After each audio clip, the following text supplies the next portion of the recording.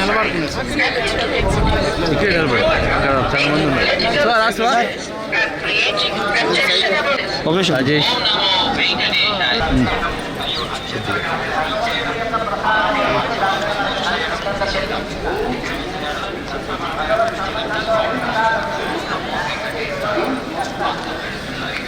One second madam. నమస్కారం. ఓం నమో వెంకటేశాయ. ప్రతిసారి తిరుమలకి వచ్చినప్పుడు ఏడుకొండలవాడ వెంకటరమణ గోవింద అని మనసారా పిలుస్తూ భక్తుల దైవ జయనాదాల నడుమ ఒక అలౌకికమైన ఆనందానుభూతి కలుగుతోంది. అండ్ భక్తులందరికీ నా విన్నపము మరియు సత్యం ఏమిటంటే, ఎవరి నుంచి ఏదైనా ఆశించితే అది మన ఆనందాన్ని చంపేస్తుంది. కానీ శ్రీవారిని స్మరిస్తే అది మనకు ధైర్యం, శౌర్యం, శక్తి, సామర్థ్యం, దృఢత్వం, పరాక్రమం, సత్తా, తేజస్సు మరియు మనోశాంతిని ఇస్తుంది. మరియు అదేవిధంగా జీవితంలో అనుకూల ప్రతికూల పరిస్థితులు రావడం సహజం. కొన్నిసార్లు మనం చూస్తే మనది కానిది ఎప్పుడు మనకు సొంతం కాదు, మరియు మనకు సొంతం అనేది ఎప్పుడు మనకు దూరం కాదు.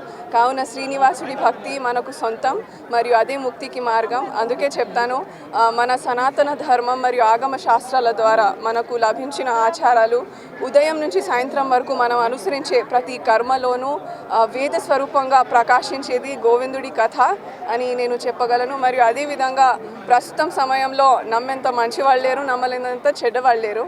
సో శ్రీనివాసుడి నమ్మడమే నా తుది ధర్మము.